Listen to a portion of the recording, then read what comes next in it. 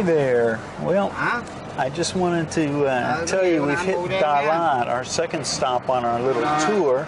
Dalat wasn't even going to be on our stops, but I heard it was cooler here. And from the heat, having endured the heat in Saigon for about 4 days, I guess we were there. So we're headed to someplace cooler. So I'm really excited about this. Plus, it's going to be a very small town as well. So this is going to be a great little stop. I'm interested in seeing what it's like. I can tell you one thing already, is they still love honking their horns here, even though there's nobody here. They actually have worn spots on their steering wheel from where they hit the horn all the time. But it's going to be interesting to see what this is like for a Ripper to live in. So welcome to Dalat, and we'll be letting you know what it's like to live here, as well as it was for Saigon, which I'm going to talk to you more about as I debrief myself about what I experienced there. I'll be sharing it with you all. But I don't know if she can turn the camera around, if you can see the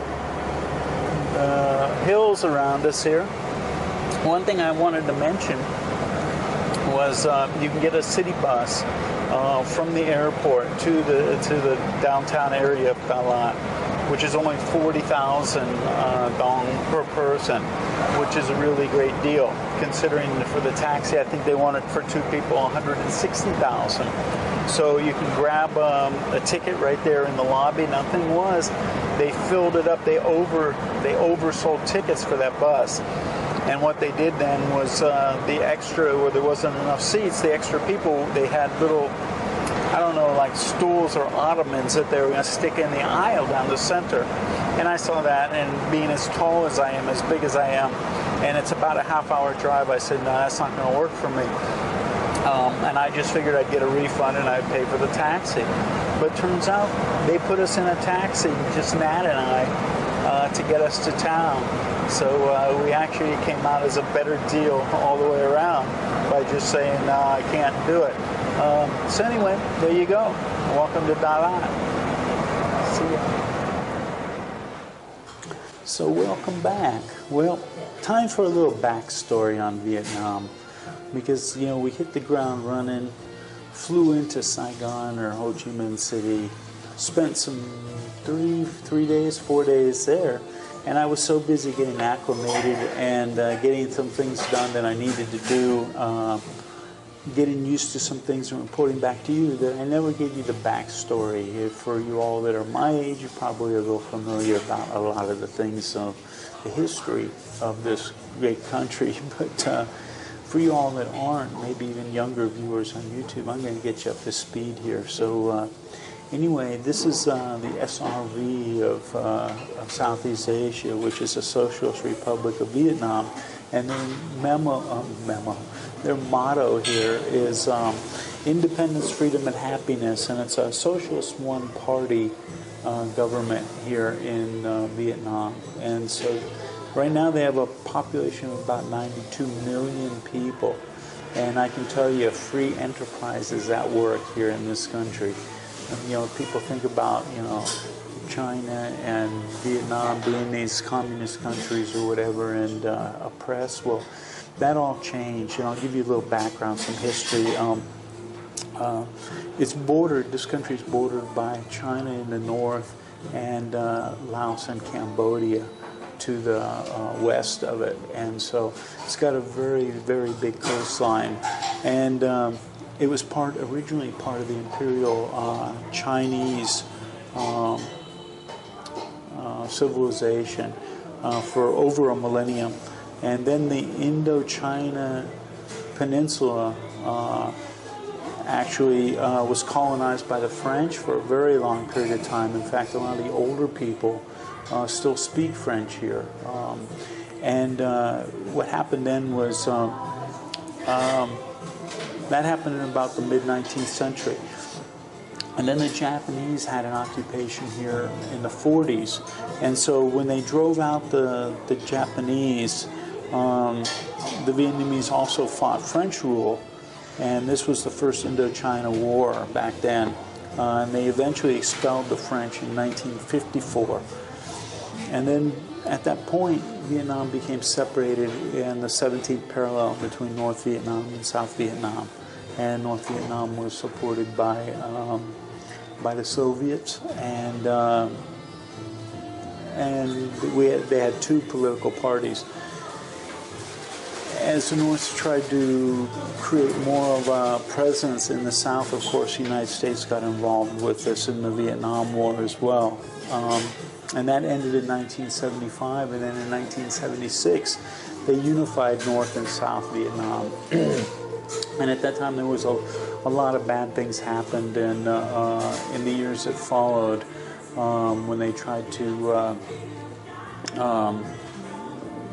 take away privatization, and that happened for a long period of time. But I think it was back in 1986, the government initiated a series of economic and political reforms which began to turn Vietnam into a world economy, and that's the way it is now, and it's a completely different country than it was back then, and that's sort of where we're at this point. So that gets you up to speed as to the country and its history. So we've left Saigon or Ho Chi Minh City and headed up into the mountains. Now, we flew into Dalat and went up in the mountains about 30 minutes to the city center. It's much cooler here.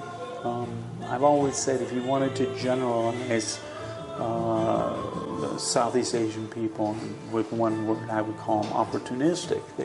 Any of these countries, they're always looking for an opportunity to better their condition, better their life, better their families' lives, and it's no exception here. Throughout Southeast Asia, burning in the dry season is prevalent. It's prevalent here as well. You notice the haze and the smoke so far. We're going to continue to go north, and from a map that I have, it showed that there wasn't a lot of burning further north, but I did notice in a real-time monitoring in Hanoi, just north in Hanoi, it's actually to a hazardous state right now as I make this video. It's really, the pollution is really bad up there at this moment. So we'll see as we continue to go north. Yeah, they love their burning, that's all I can tell you. And so we'll see what's going to happen. This is really an interesting trip for me. We are in a place that's cooler now, but the horn honking is still prevalent. They're a little more friendly in Dalat than they were down in Saigon. So we'll see. When I first started to do this video, the music wasn't as loud as it is now, so I hope it's not overwhelming what I'm saying. But anyway, I wanted to get you all up to speed, tell you I'm in Dalat. We're going to do a couple videos from here, and then we'll be on our way. I need to get some work done on the computer, and this is a great place to do it. It's I don't want to say sleepy little town. It reminds me of a European town here. It's a good place for me to do some work. It's a little bit cooler. So we'll be coming at you with some more videos, but I just wanted to get you up to speed on the backstory of the country. So see you later. JC out.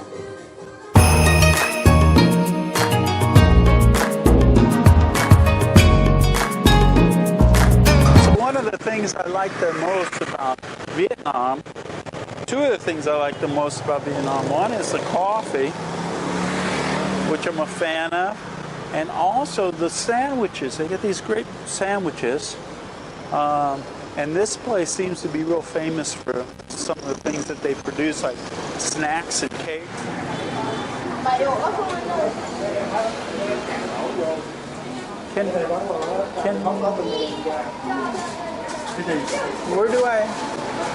Where do I order the sandwich?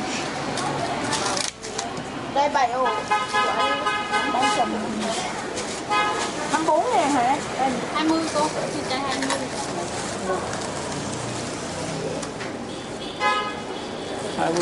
I would like to get a chicken sandwich, vegetarian sandwich, and cheese sandwich. Okay. Có phô mai rồi xuống ngân lề luôn bộ chay.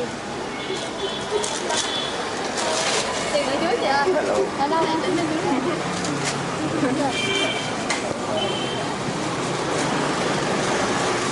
So anyway, I ordered up a vegetarian sandwich, a cheese sandwich, and a chicken sandwich.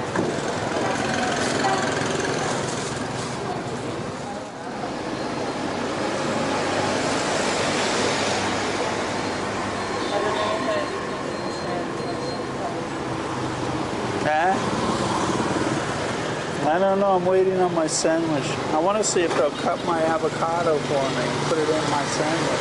I'm not sure.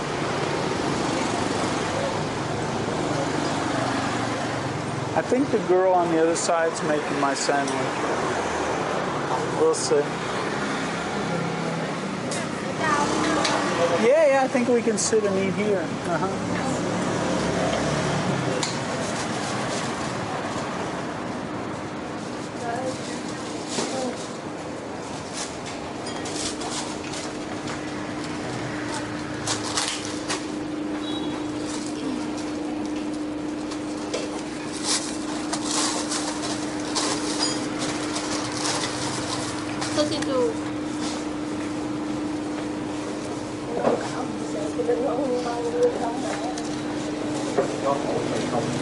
Thank you.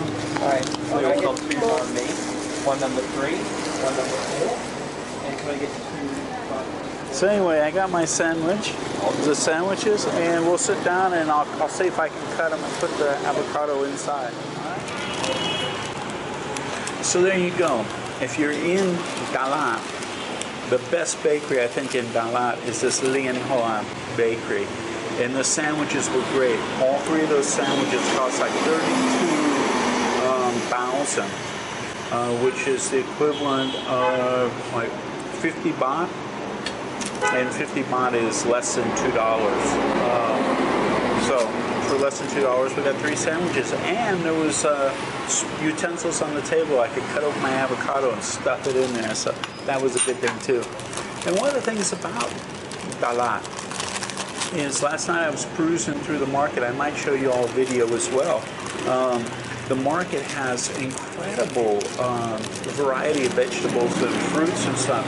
They have tons of avocados. They sell here artichokes, which are rare for Southeast Asia. I thought artichokes. If I had a place to steam them up, I'd be eating some artichokes. But they have avocados, artichokes. Blackberries I saw in the market last night. What else? Strawberries are in season now. So there are a lot of great things. But if you're looking for baked goods, bakery, come check this place out. I don't think you'll be disappointed. There's some coconut macaroons and cheesecake and everything here. They don't want me to film going around the bakery, or I would show you some of this stuff. But trust me, it's good. Hey, JC here for RetireCheap.Asia. Having some morning Vietnamese coffee, but I want to talk to you about something. About noisy birds. No. I told you Vietnam's a noisy place, The people are loud. He's trying to honk a horn, but instead he doesn't have a car, so he's got to be loud. But let's talk Dalat.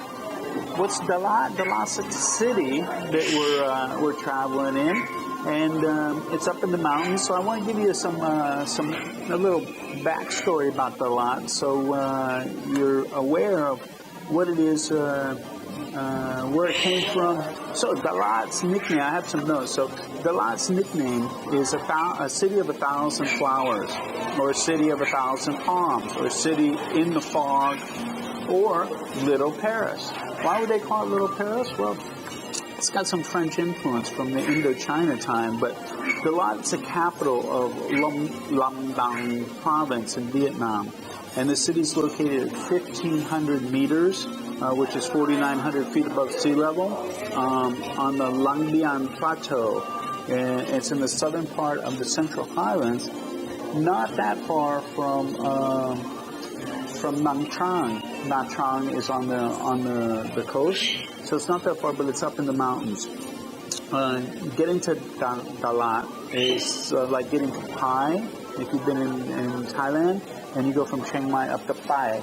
Pai is up in the mountains, and it's like thousands of curves. I think there's like 350 switchbacks going up. So if you're going to Dalat, make sure if you have any kind of issue with motion sickness that you take some kind of medication, because the buses get you tossing around, vans will get you tossing around, anything will get you tossing around there. But you can fly in, so that's a good thing. There's mist that covers the valleys because it's up so high, and so it does this year-round. So they call it the City of Eternal Spring. The weather is gorgeous in Dalat. It's very temperate. It's cool. And during the 1890s, explorers in the region, which was then part of the French territory, Cochin-China asked the French Governor General to create a resort center in the highlands, and the governor agreed. In 1907, the first hotel was built in Dalat, and urban planning was carried out by Frenchman Ernest Hebron.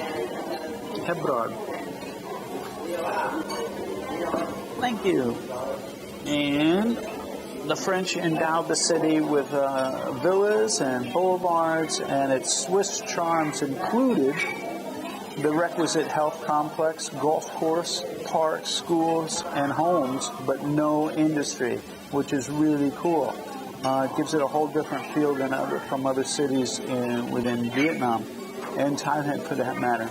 The children from the whole of Indochina were taught by French priests, nuns, and expatriates, and this still existed as late as 1969.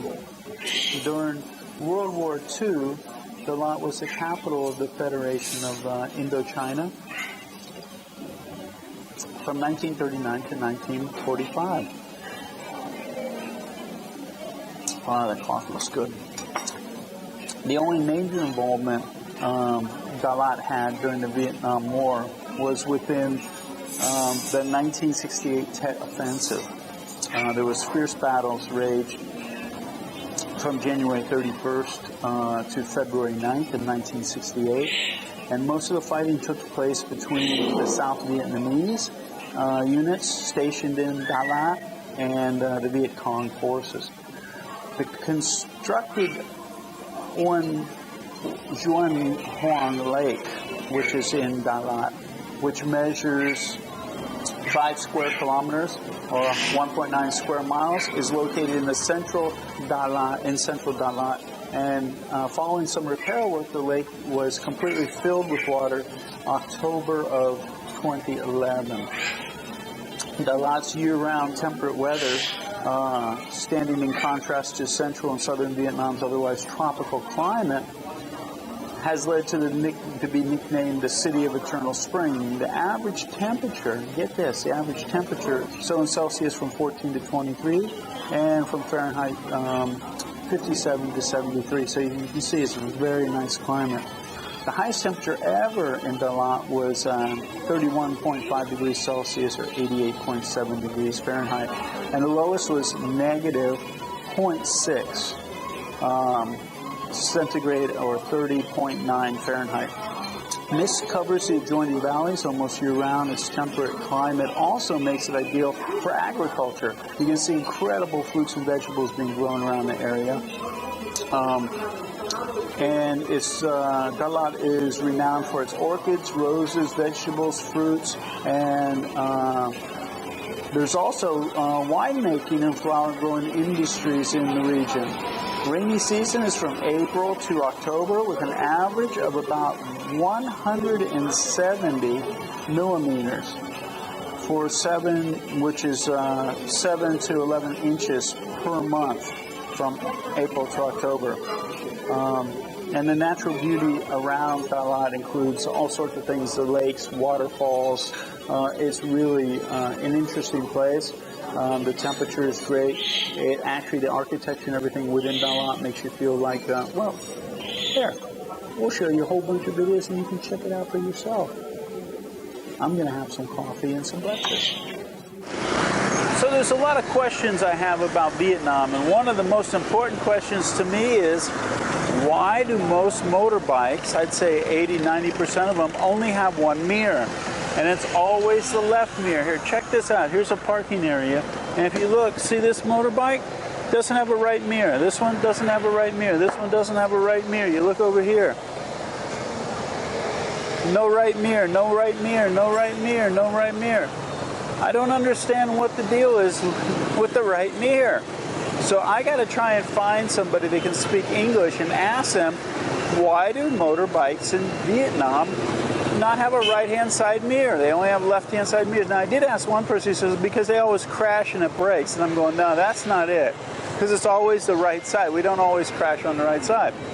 So, I mean, even if you look down here, there, this one doesn't have a right mirror. He doesn't have a right mirror.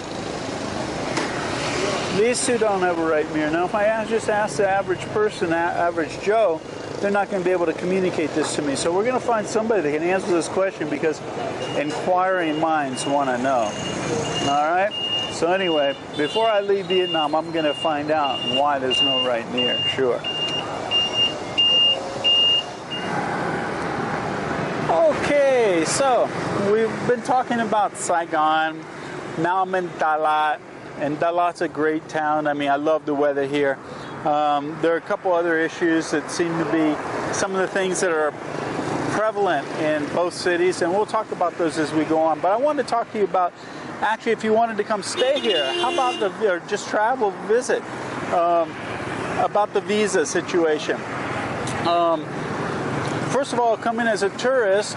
If you're thinking about coming as a tourist and you're from an ASEAN country, you can usually come and stay for 30 days without any kind of visa. If you're from European countries, you can stay for about 15 days without a visa.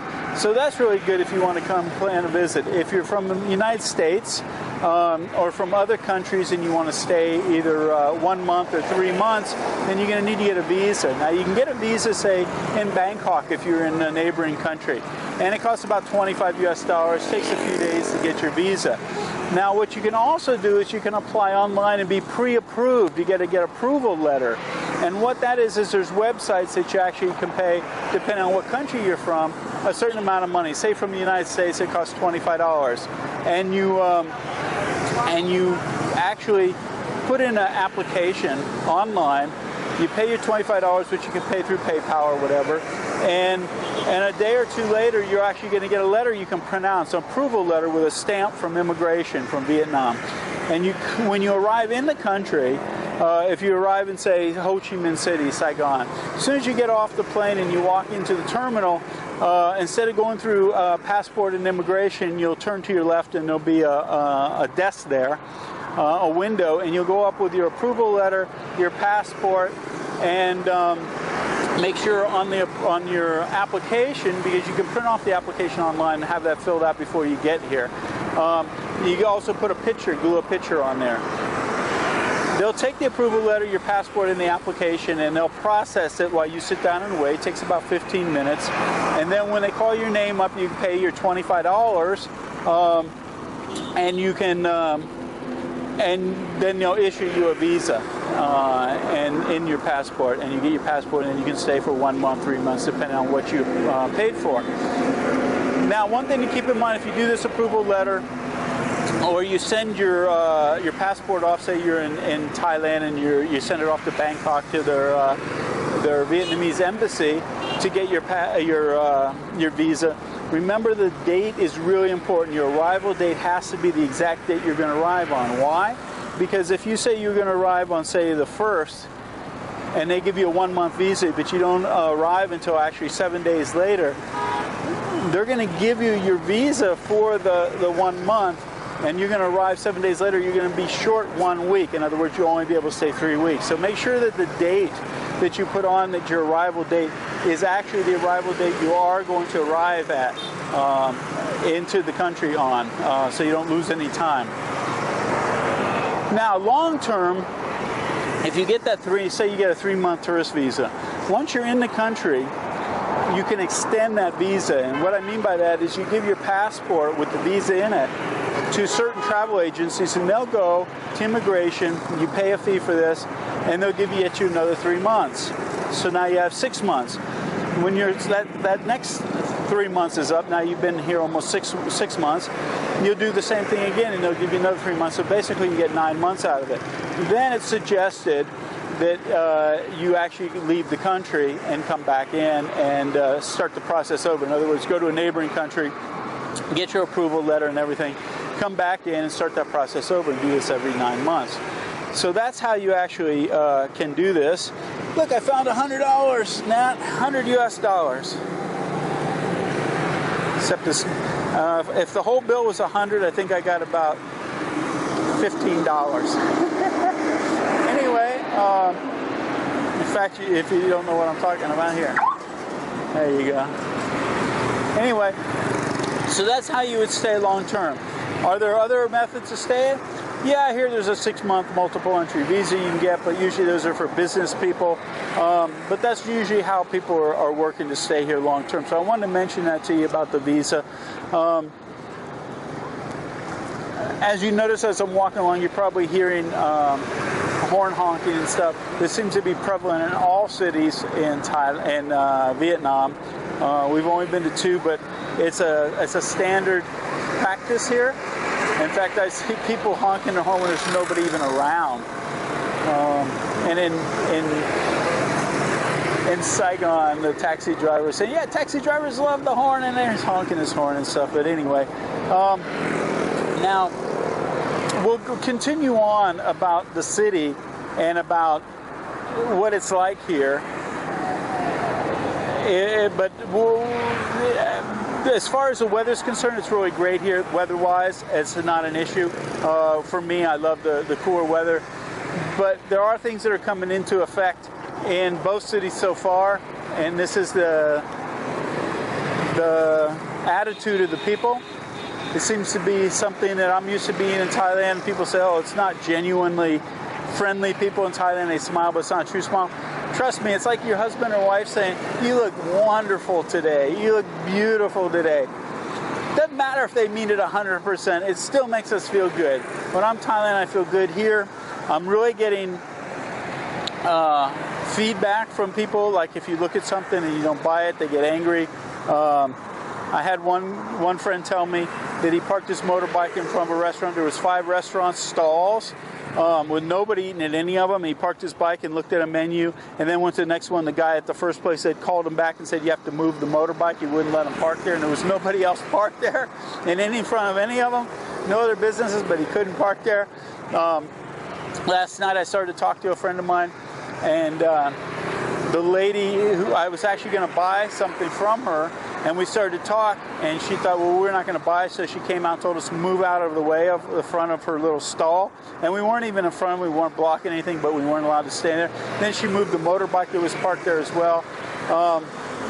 People talked about, you know, every time you stop your motorbike, you got to lock up your helmet or it's going to get ripped off. One guy I heard has 5 phones ripped off already over here, who's a teacher. What else? There's just all these stories I'm getting about people being rude to foreigners, and I don't know what to say about it. It's unfortunate. The horn honking and the rudeness is unfortunate. I'll continue to report on that as I go through these different cities. But I mean, people honk for no reason here. They just love to hear the horn honking.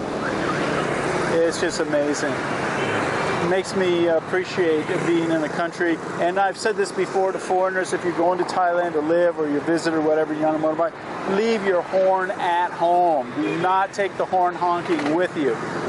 It's something that is a blessed thing about Thailand, that we don't honk horns there, and we don't want to change that.